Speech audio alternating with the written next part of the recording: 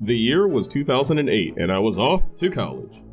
They made the freshman class come in 2 days early to acclimate themselves with the environment and have some of the most bitchin' parties you can imagine.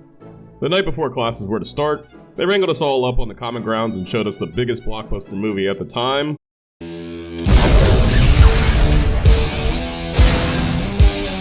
Iron Man. Now, growing up, I wasn't really a huge comic book fan.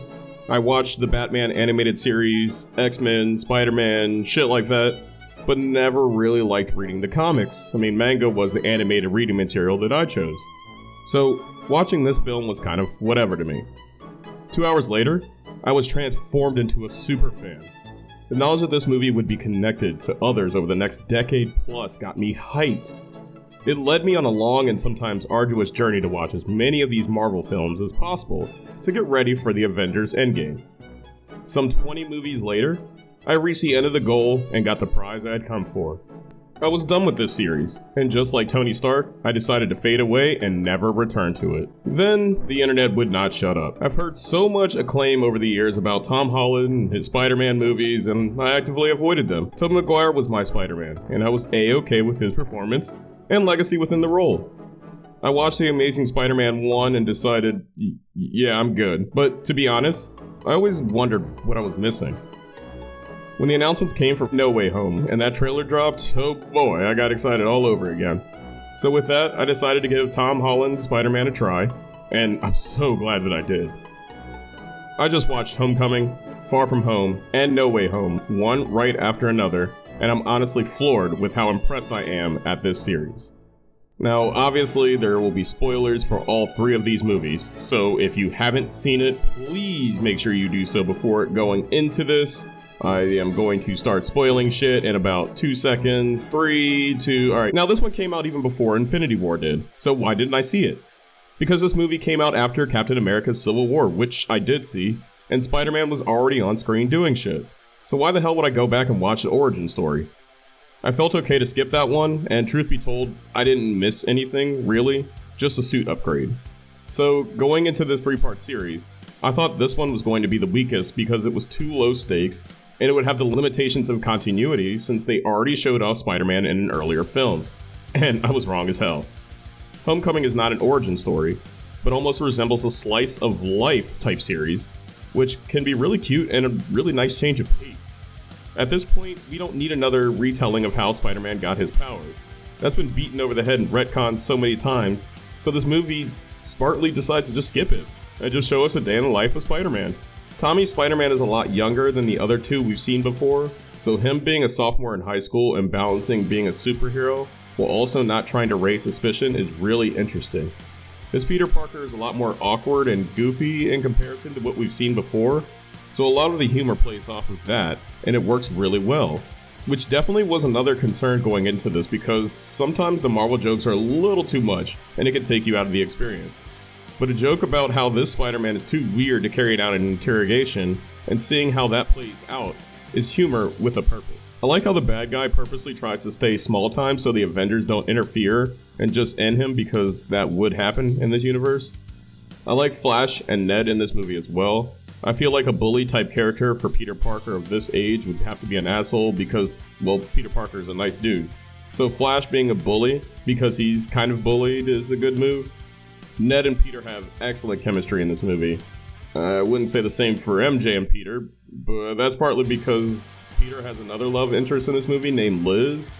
I'm not sure why the team decided to go this route. I guess for the twist of the bad guy being the love interest's father and not wanting to taint MJ, but it just makes their blossoming relationship seem awkward to me in the second movie because here they're like strictly friends. But whatever. That's like my only gripe with the film, to be frank. I love the cameos from Captain America and Tony Stark.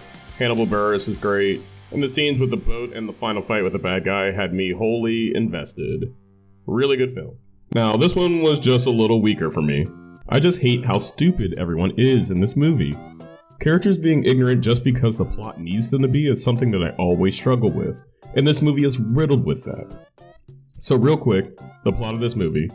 Tony Stark is dead because of Endgame, spoiler alert I guess, and he's left this high-tech defense system to Peter Parker called Edith.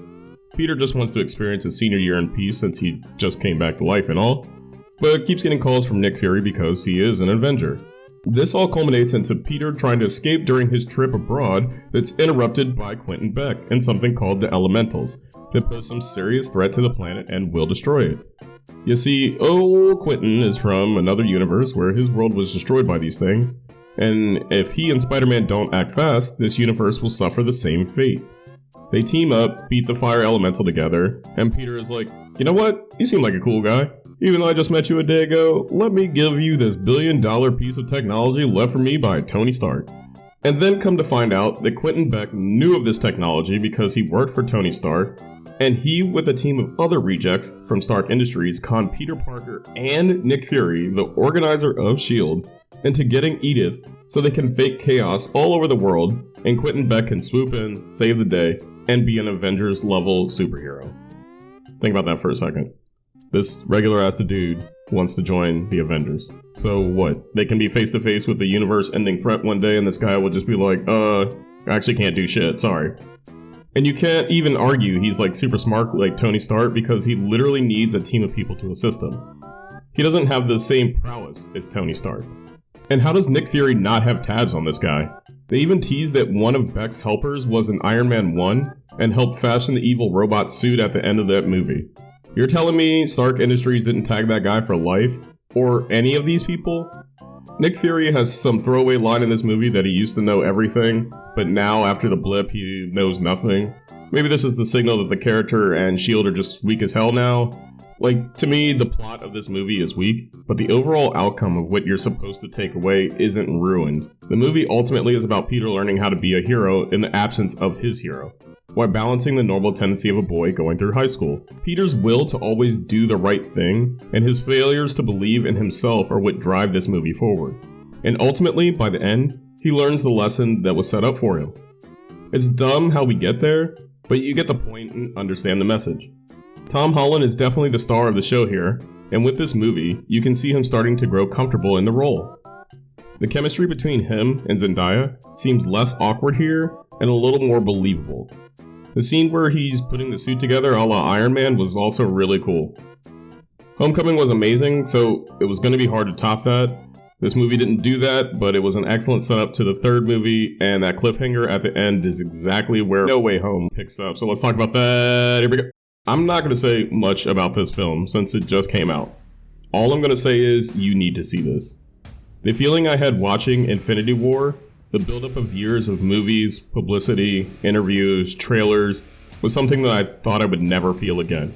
Yet, this movie has brought it back. No Way Home isn't just a sequel to the Tom Holland Spider-Man movies we've seen before, but literally a sequel to every Spider-Man film that has been released, period. This was less of a movie and more of an event. The people in the theater I saw this movie with were losing their minds. This young girl I was sitting next to clapped every 4 seconds during that bridge scene, I swear. This movie has so many callbacks, reoccurring characters, emotional moments, and even delicious looking shots. I was shocked to see Benedict Cumberbatch, Zendaya, William Dafoe, Alfred Molina, Jamie Foxx, Andrew Garfield, and Tobey Maguire all on screen.